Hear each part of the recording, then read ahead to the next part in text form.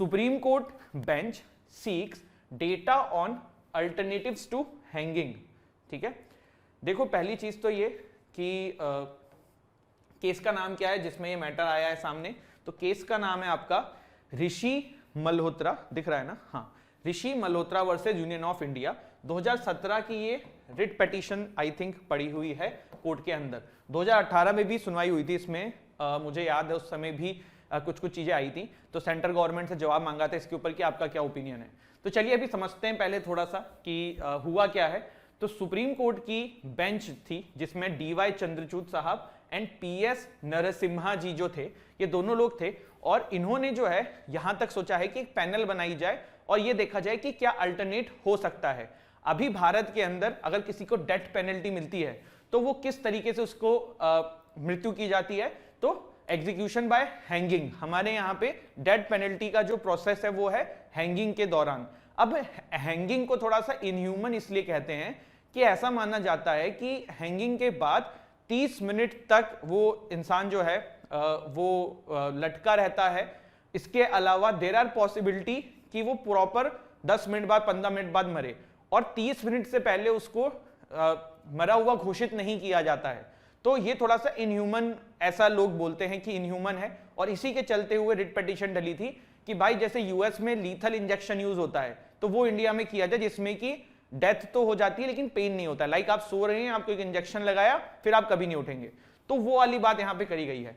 थोड़ा सा प्रोविजंस जानते हैं कि कहां से ये कॉन्सेप्ट है। हमारे मतलब जो हमारी कोर्टें हैं ये कैसे दे देती हैं किसी को डेथ पेनल्टी, कहीं तो लिखा होगा। तो सीआरपीसी का सेक्शन 354 सब क्लॉज 5 जो है ना गाइस, ये बात करता है किस चीज के बारे में, ये बात करता है एग्जीक्यूशन बाय हैंगिंग के बारे में। इंपॉर्टेंट है, ध्यान रखना, 354 सब क्लॉज 5।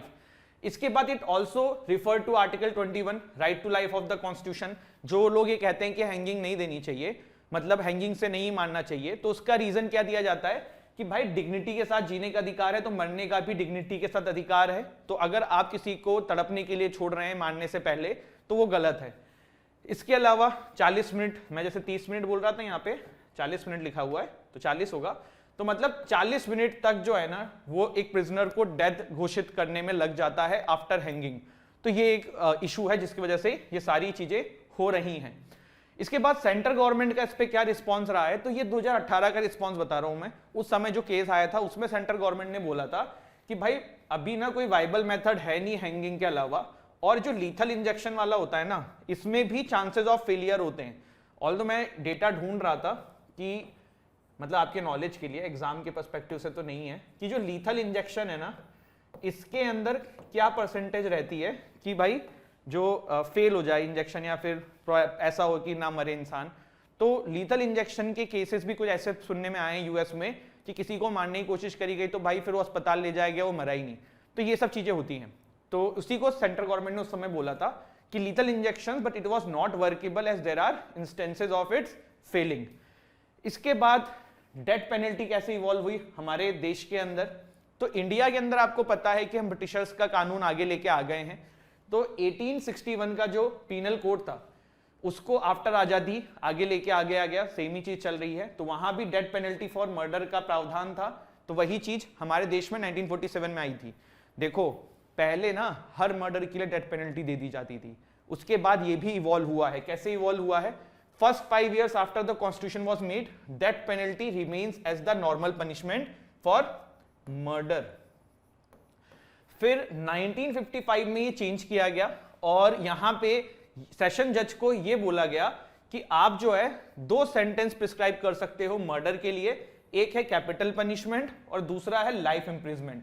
तो 1955 में पहली बार ये चेंज आया कि सेशन जज के पास ये पावर दी गई कि आप जो है कैपिटल पनिशमेंट भी दे सकते हो और आप लाइफ सेंटेंस भी दे सकते हो।